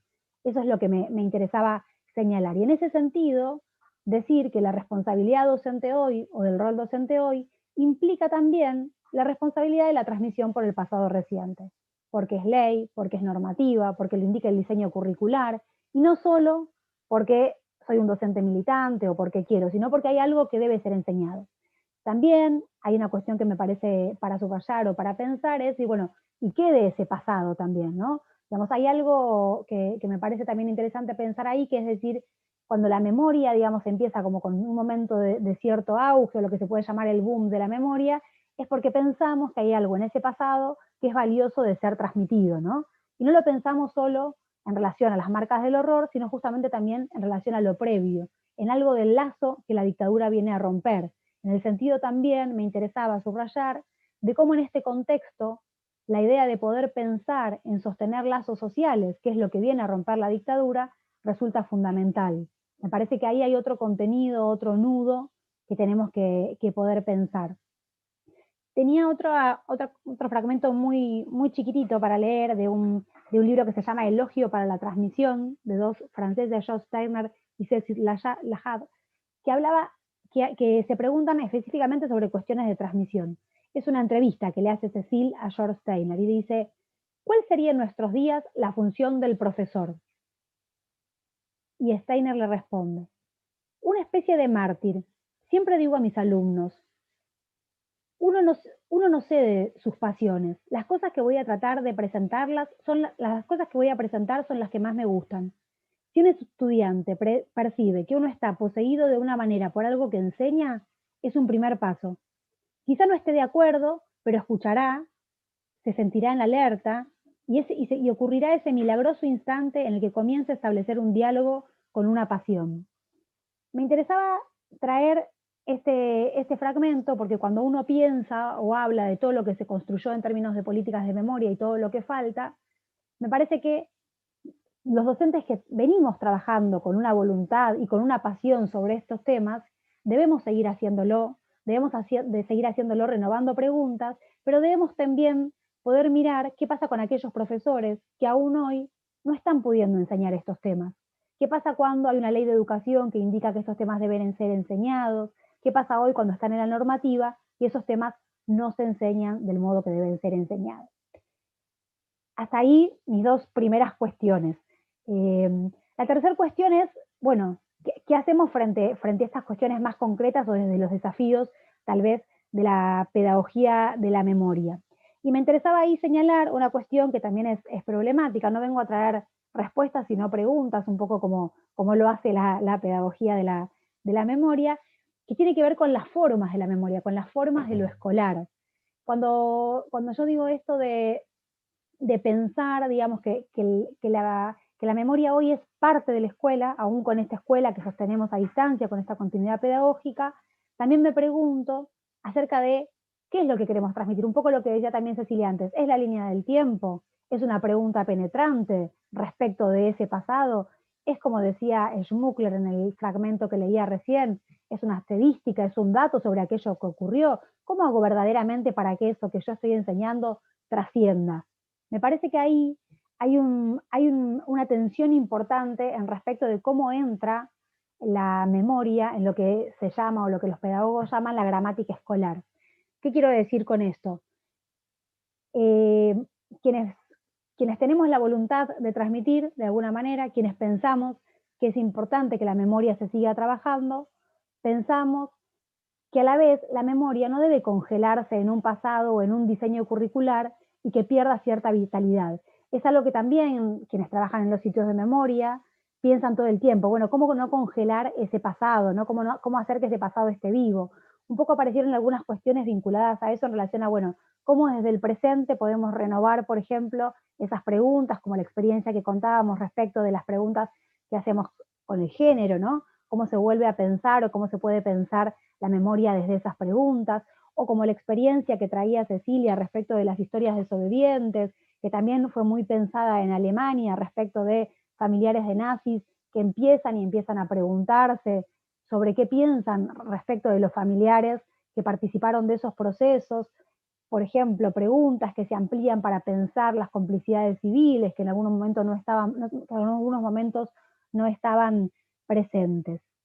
Me interesaba para cerrar simplemente decir que de alguna manera este tema o este problema también de si efectivamente los temas de memoria debían seguir vigentes, digamos, en estos tiempos, desde el programa Educación y Memoria, primero y ahora un poco desde la dirección, pensamos que sí, que en este tiempo, digamos, de aislamiento social en el que estamos sosteniendo esta continuidad pedagógica, hay que sostener estos temas de memoria. Estábamos en un momento, como lo decía al principio, respecto de todos los años que pasaron de esta política, de renovar estas preguntas, de pensar qué otras preguntas podíamos hacernos hoy, ya cercanos a los 40 años de democracia, pensando la democracia como horizonte, qué preguntas podíamos hacernos, y ahí nos agarró la pandemia. Y ahí empezamos a pensar algunos dispositivos como bien concretos respecto de qué cosas o de qué cuestiones podíamos trabajar.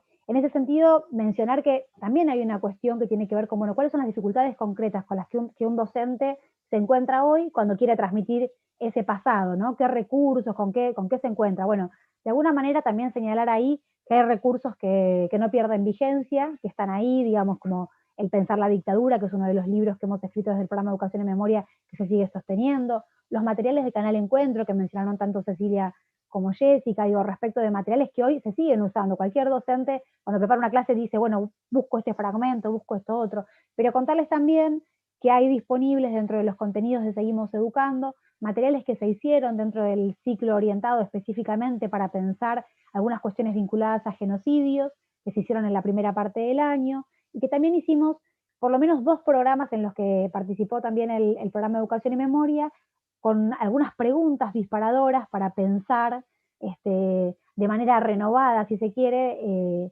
cómo enseñar el pasado reciente. Trabajamos con una pregunta que ya habíamos trabajado desde el programa, pero desde la pantalla, tratando de pensar también y invitar a pensar, que es dónde se guarda la memoria de un país. A partir de esa memoria, a partir de esa pregunta disparadora, se trabajó dentro del Seguimos Educando con una pregunta, y otra pregunta bien provocadora que se transmitió hace poco y ya está, entiendo, subida en el Seguimos Educando, es si es lícito sacarse una selfie en Auschwitz. Una pregunta también bien provocadora e inquietante, interesante para seguir pensando también la representación, la pedagogía de la memoria dentro de los sitios. Me parece que ahí hay algo para seguir pensando. Simplemente para cerrar, decirles que me parece que pensar la pedagogía de la memoria hoy tiene una vigencia que tiene que ver con reconocer que hay una historia en la que pensamos que hay un sentido que merece ser pensado y repensado por las nuevas generaciones, que merece ser actualizado por por nuevos interrogantes y por nuevos compromisos hacia el futuro. Quienes trabajamos con temas de memoria sabemos que inevitablemente lo hacemos en el enlace entre pasado, presente y futuro. Nunca es mirando el pasado, nunca es anclados en el presente, siempre es en esa triple relación. Así que en ese sentido, invitarlas a seguir pensando, digamos, en futuros mejores que este, en muchos mejores de los que nos tuvimos que enfrentar entre el 76 y el 83 en la Argentina, sin dudas, y pensando en cómo invitamos también a las nuevas generaciones a repensar algunas cuestiones. También me olvidé, me había dejado acá anotado, también decirles que desde el Ministerio de Educación, junto con la Secretaría de Derechos Humanos y la INJUVE, estamos haciendo una convocatoria muy chiquitita y muy acotada que se llama Juventudes y Derechos, donde invitamos a jóvenes de escuelas secundarias y a docentes para que escriban trabajos sobre juventudes y derechos con distintos ejes. Uno de los ejes es memoria y derechos humanos. Hay, digamos, una categoría para que los jóvenes presenten trabajos y también una para que los docentes presenten trabajos. Es decir, aquellos docentes que vienen trabajando con estos temas, que presenten cómo están pensando las juventudes hoy. Así que bueno, hasta aquí mi intervención para respetar un poco el tiempo y dejar lugar a las preguntas. Así que bueno, muchas gracias. Y lo último, perdón, agradecer también a varios referentes de educación y memoria que andan por ahí en las redes también saludando. Una red que nos costó mucho construir, que fue también muy desmantelada durante los últimos años y que estamos tratando de reconstruir. Son referentes de educación y memoria en las provincias, algunos con inscripciones institucionales fuertes dentro de sus ministerios, y otros que son docentes que tienen esta voluntad que necesitamos para que la memoria se siga transmitiendo de los mejores modos. Bueno.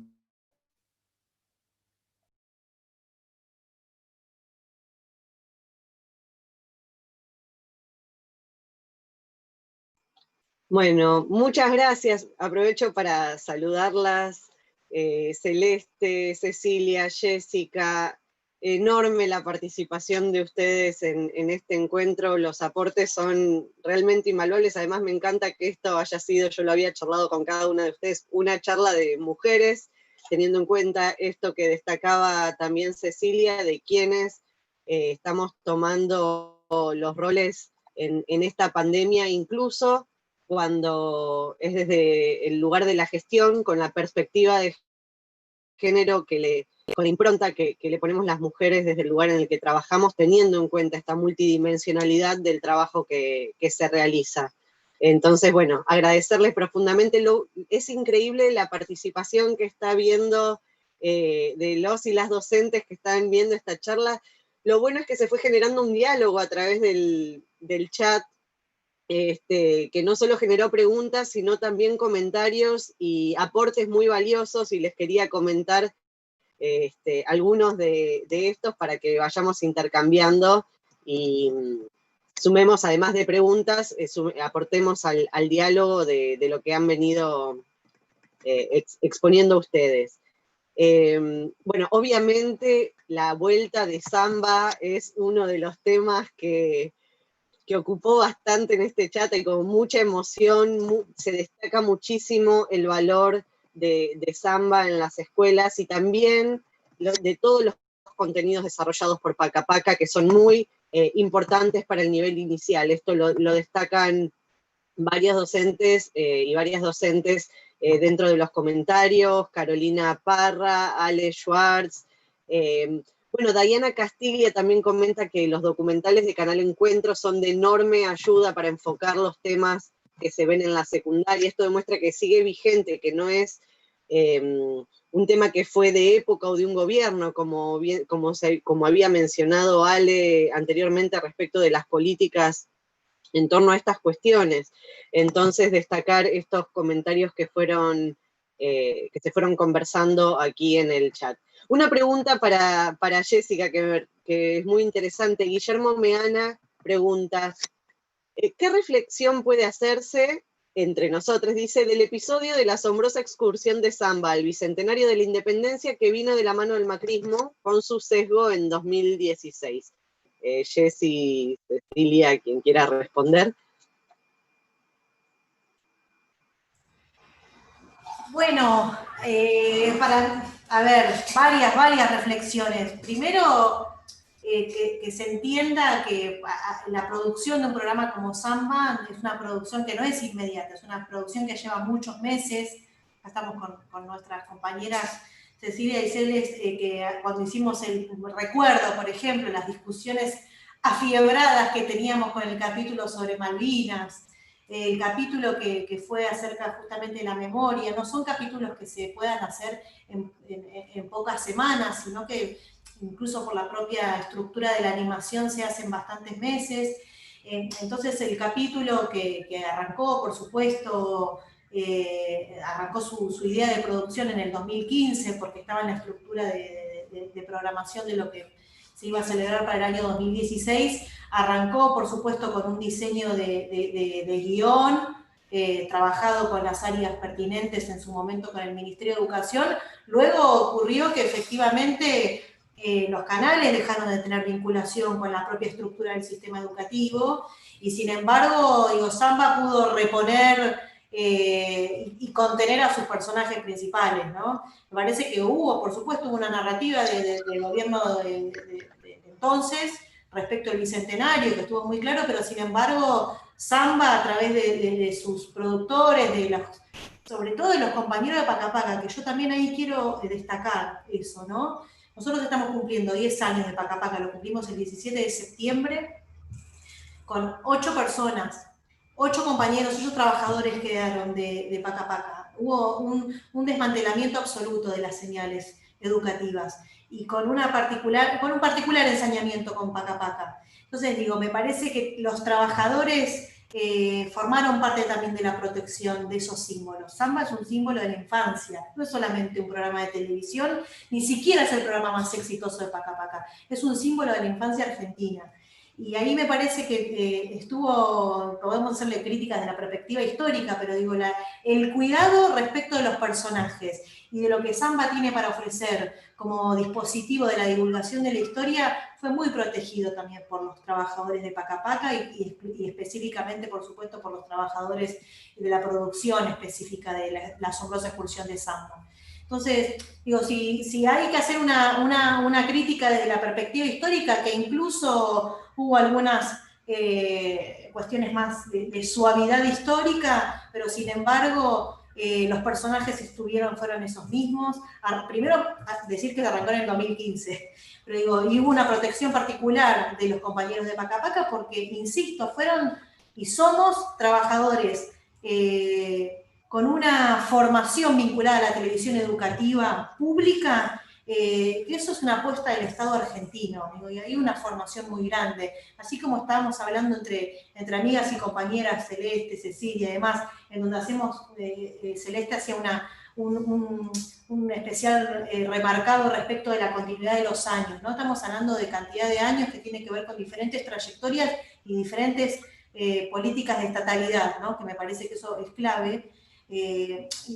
Fundamentalmente el rol que tienen los trabajadores de los canales públicos y de los canales públicos educativos en particular es fundamental. Entonces yo con el Samba del 2016 y del Bicentenario de la Independencia le tengo mucho cariño porque recuerdo particularmente la protección que hubo de los trabajadores de Pacapaca, la pelea porque no se saquen los superhéroes, que en el caso de Samba son vinculados a nuestra historia, y también el trabajo respetuoso con una línea de historia. Bueno, fundamentalmente tiene que ver con que después de ese capítulo que arrancó en el 2015, se había arrancado su producción en 2015, y esas disputas vinculadas al guión e incluso a la propia presencia de Samba no se volvió a hacer. Finalmente no ocurrió, no se volvió a producir Samba.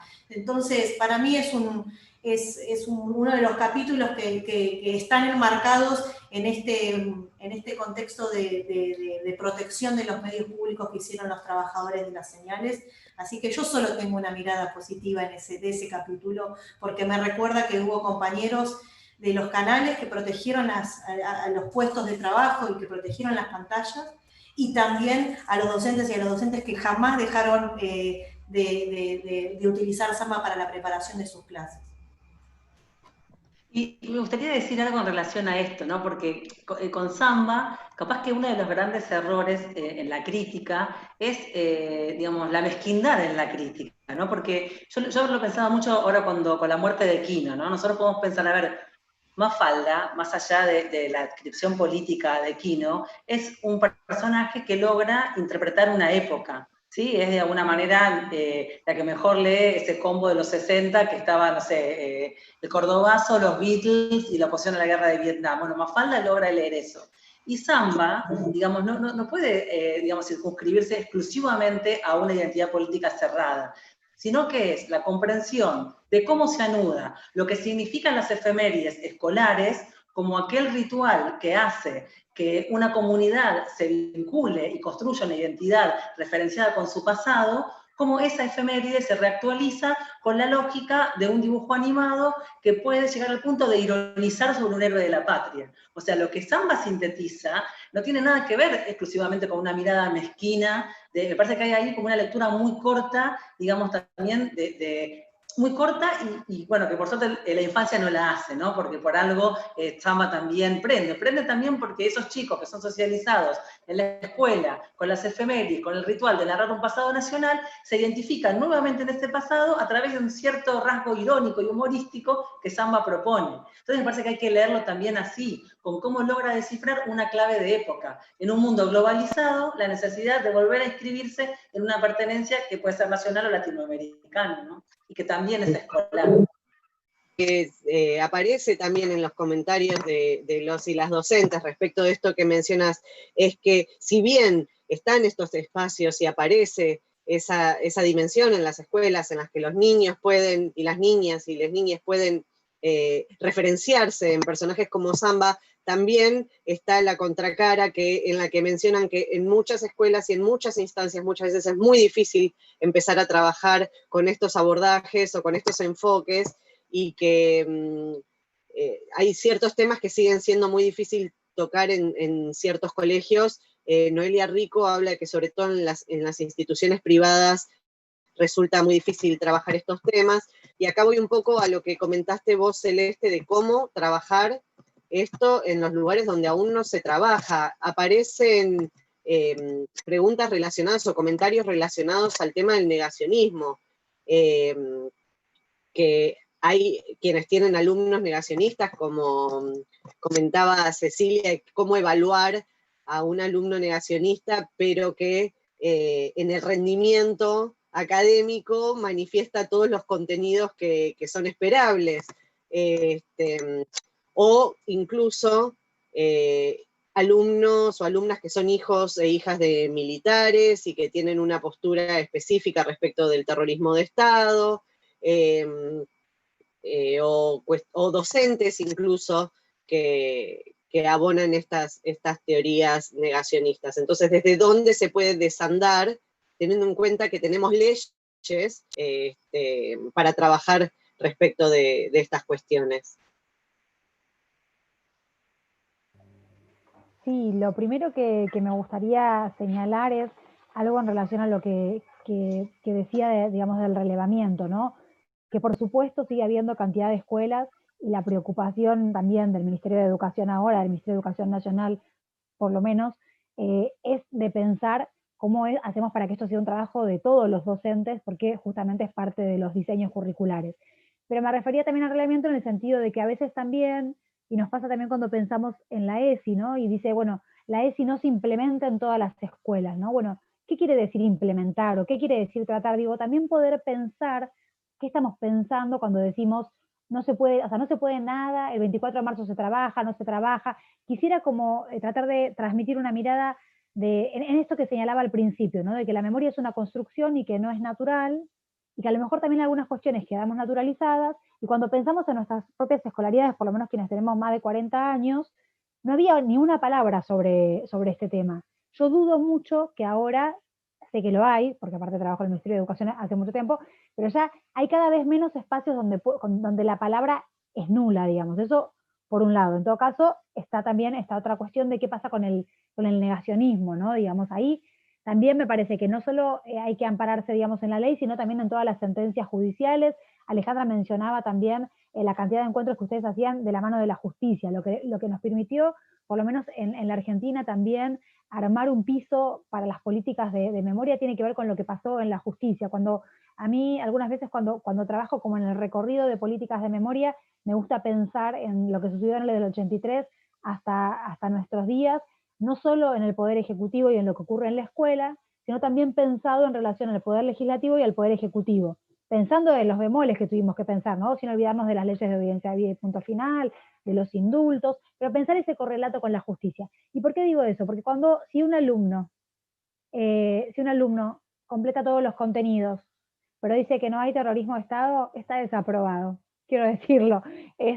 No me parece polémico. Hay otras cosas que sí se pueden discutir. La memoria es en plural, pero hay un piso de discusión. ¿Por qué está desaprobado? ¿Por qué lo dice la ley? En la Argentina hubo terrorismo. Lo dice la ley de educación y lo dijo la justicia. Dictó sentencia sobre eso. Entonces ahí hay algo para seguir trabajando, que no significa no reconocer que esto es así. Otro tema que muchas veces nosotros también trabajamos tiene que ver con algo que señala una pedagoga que se llama Inés Dussel, seguramente muchos de ustedes la conocen, que dice, bueno, cómo la escuela se anima a llevar temas desacomodados, ¿no? Una escuela de tradición normalista que durante muchos años ha enseñado que los temas se llevaban cerrados, bueno, la escuela se anima, yo creo, por el relevamiento y también por lo que ha demostrado la ESI, que la escuela se ha animado a llevar esos temas desacomodados. Toda la escuela, todas las escuelas, todos los docentes, no. Pero creo que es un camino, creo que estamos construyendo un camino, creo que es un camino que hay que seguir trabajando, creo que nos hemos animado también a comprender que hay temas que se renuevan siempre a la luz de lo que ocurre cada día. Mencionaban también las compañeras más temprano lo que significó el 2x1. En los temas de memoria y los temas de género, para mí también tienen la particularidad de revitalizarse siempre desde el presente, ¿no? De estas preguntas que nos renuevan, que nos movilizan. Y bueno, ¿y cómo se lleva la escuela con eso? ¿Qué hacemos en la escuela con esto de poder llevar algunas cuestiones desacomodadas? Y creo que, ahí hay que aceptar el conflicto y pensar cuáles son los pisos que nos da la justicia y nos da la ley de educación y también la justicia para poder hablar sobre esto. También hablaban de las familias de los militares, y en relación a eso también me parece que no es un poco como decía Schmuckler, no se trata de pensar en la historia reciente en términos de víctimas y victimarios.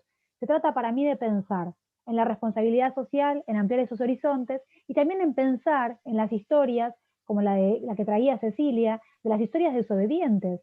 Porque no porque soy filialmente hijo o nieto de un militar, o como pasa con el nazismo, no porque soy hijo o nieto de un nazi, estoy de acuerdo con eso que ocurrió. Ahí me parece que también hay algo interesante para intervenir, para seguir participando, para seguir pensando. Y después también, porque en nuestro país las Fuerzas Armadas han tenido renovación también en sus planes de estudios. Y también me parece a mí que hay que poder pensar que eso es un desafío que todavía tenemos hacia adelante, que es no es una cuestión, una de las falencias quizás, o uno de los nudos problemáticos que aparecían en este relevamiento que hicimos con la Universidad de Buenos Aires, es que el 90% de los alumnos reconocía que la responsabilidad sobre el terrorismo de Estado la tenían los militares. Y solo un 10% o entre un 5 y un 10, me parece, si mal no recuerdo, decían que tenía que ver, por ejemplo, con los grupos económicos. Entonces ahí hay, un reconocimiento de cierta responsabilidad y todo lo que nos falta recorrer para reconocer otras responsabilidades sociales y complicidades civiles.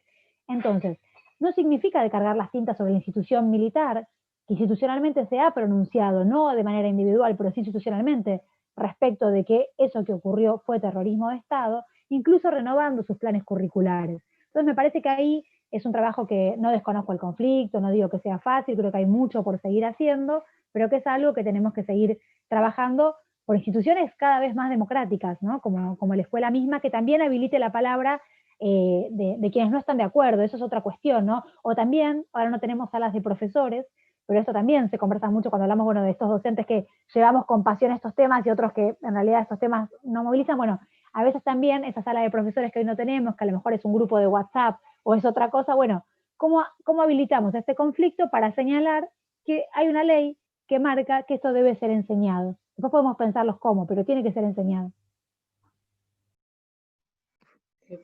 Quiero agregar, la verdad que las escucho a ustedes Y ustedes saben, cuando uno va al Museo de la Memoria de Chile, dice la frase, el museo es una escuela, ¿no? Porque todos los dilemas que están planteando ustedes también son los dilemas que tenemos nosotros en el museo como una herramienta de transmisión educativa, cuáles son los alcances que debe tener. Y con respecto al tema planteaban de por qué hay algunos maestros que no tocan el tema, por más que haya una ley, etcétera. Yo quiero agregar algo y volver al concepto de la voluntad. La voluntad política y lo que habilita y no habilita, digamos. Cuando vos tenés discursos del Estado, desde las más altas autoridades negacionistas, estás habilitando o yendo para atrás en un proceso. Lo digo rápidamente, si tenés desde altos funcionarios del Estado que cuestionan a los 30.000, o un presidente que habla del curro de los derechos humanos, eso es el camino para empezar a habilitar discursos negacionistas o poner en duda, ¿no es cierto? Digamos, lo mismo pasa en la seguridad. Si tenés desde el Estado la habilitación de que un policía pueda y se lo premia a un policía que pega un tiro a una persona, un ladrón, pero habilita y premia ese proceder, bueno, estamos en problemas. Eso digo que también, lo que sí es verdad, que nadie puede garantizar cómo son las elecciones de acá a 20 años, a 50, sí, pero el trabajo nuestro es que ningún poder ejecutivo habilite ese tipo de discursos. Es un poco lo que vos planteabas, ese piso social. Cuando nosotros pensábamos en el museo, que quiero aclarar algo porque tiene que ver, nosotros el museo lo hicimos con Canal Encuentro, digo que también hay una voluntad política de usar todo, de trabajar con todas las agencias estatales y todos los contenidos audiovisuales trabajaron con Canal Encuentro, digo, en esta conexión que realmente se recicla permanentemente, pero cuando nos planteábamos decíamos, bueno, esto, el museo, que también me parece que habilita para los docentes y las maestras, lo pensábamos, siempre digo, como un lugar cómodo para el incómodo e incómodo para el cómodo, ¿no? Digamos, donde permanentemente se habilitan las preguntas incómodas porque justamente tratamos los temas que dice el Toto, ¿no? El Toto, cuando lo fuimos a consultar para el museo, él dijo, tienen que guiarse con la pregunta ¿cómo fue posible? Digamos, todo el resto no importa si aprenden una fecha, un lugar, un espacio, digamos, sino el concepto es cómo fue posible. También teníamos las demandas de que estos espacios se tenían que transformar en los lugares donde la persona que salió de este lugar tenía que conocer toda la historia de los 70, tenía que concientizarse rápidamente para convertirse en una persona defensora de los derechos humanos. Digo, las limitaciones, también la escuela tiene la limitación hasta dónde llega. Lo importante son estos procesos, ¿no?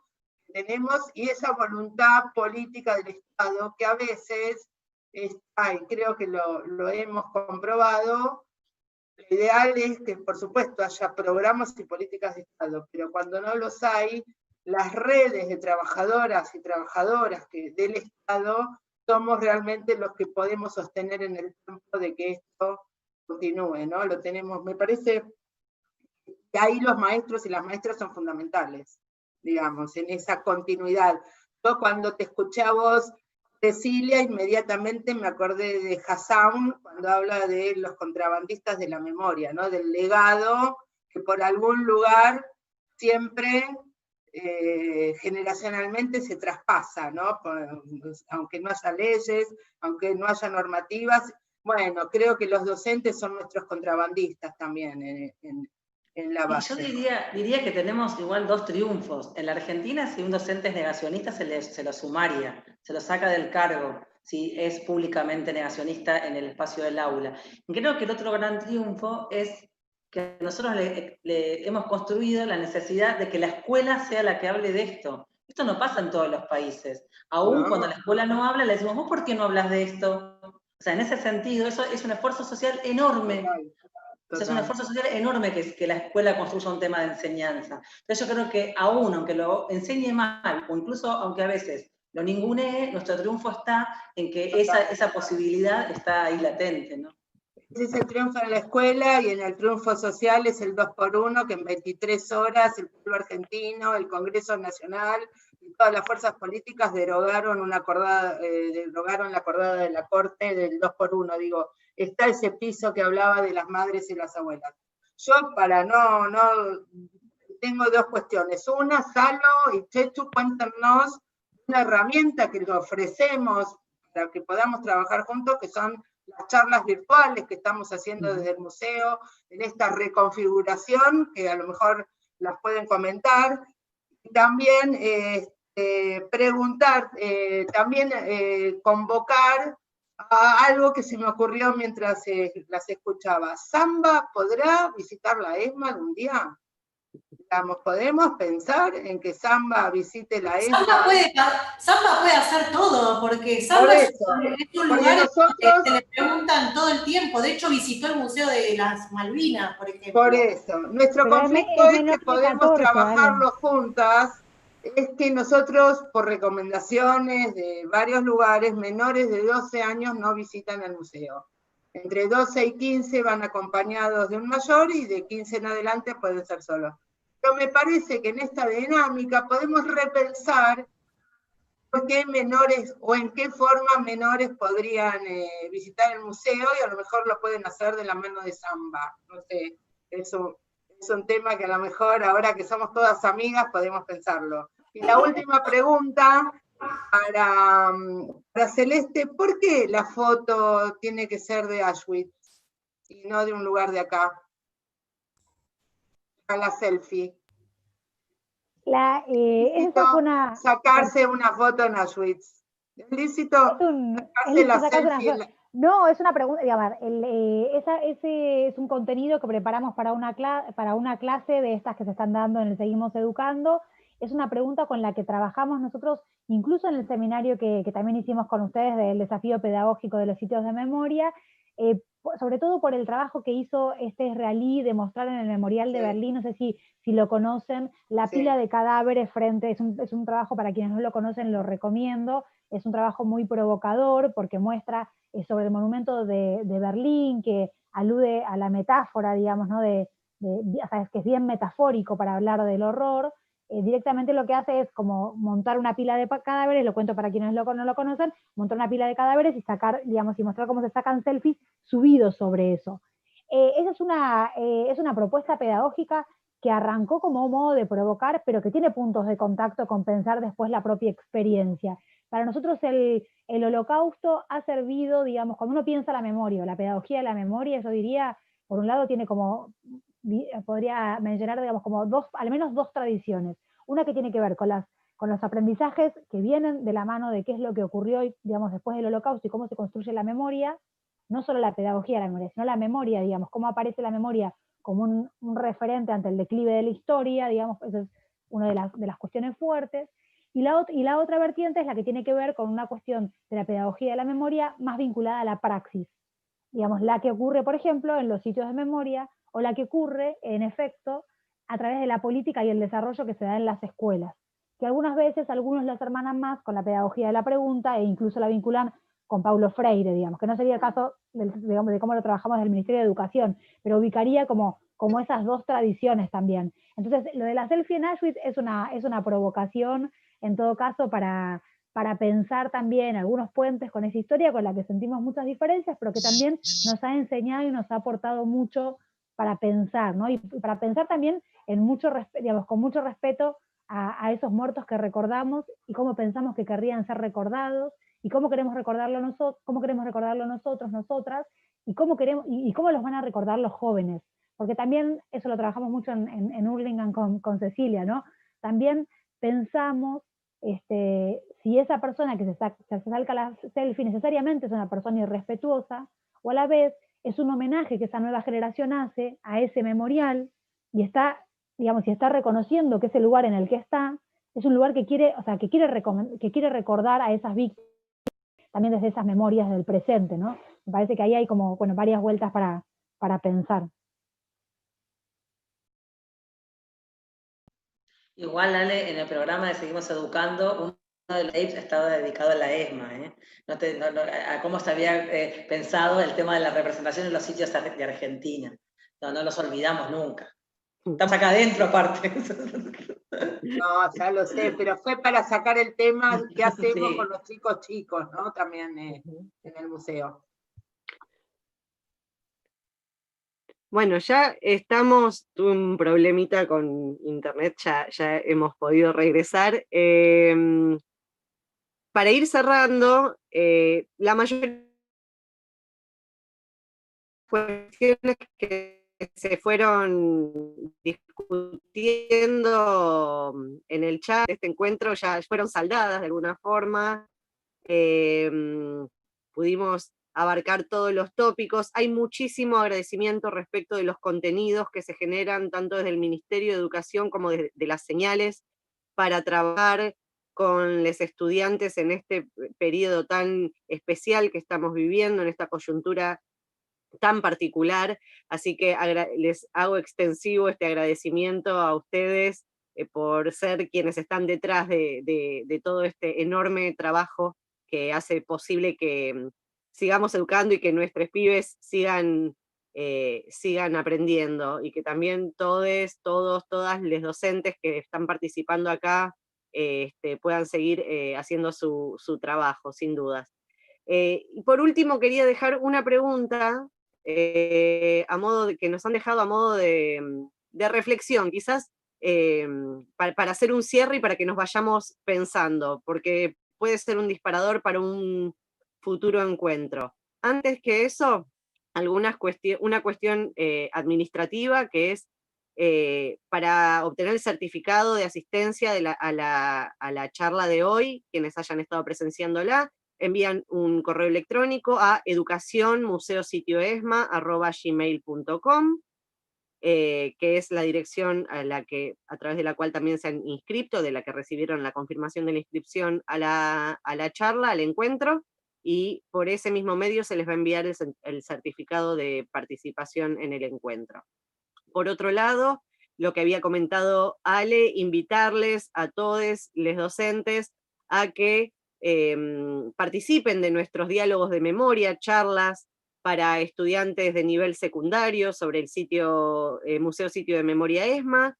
Las charlas las da el mismo equipo de guías que trabaja de forma presencial en el museo, así que la transmisión que hay respecto de la experiencia que implica no poder hacer una visita presencial es muy interesante, los debates que se arman son muy interesantes, así que pueden inscribirse a estas charlas accediendo a través de la página argentina.gov.ar, en la sección de Derechos Humanos, Museo Sitio de Memoria ESMA, o a través del sitio web del museo, que es museositioesma.gov.ar. Así que desde cualquiera de los dos lugares pueden acceder al formulario de inscripción. Dicho esto, agradecerles enormemente, Ceci, Jessy, Celeste, por este hermoso encuentro que hemos tenido, y dejo esta pregunta para que la pensemos en la vuelta a casa, digamos. La dictadura vino a romper la importancia de la política como herramienta transformadora de la realidad en democracia. Hoy hay que enseñar lo contrario. ¿Cómo lo hacemos?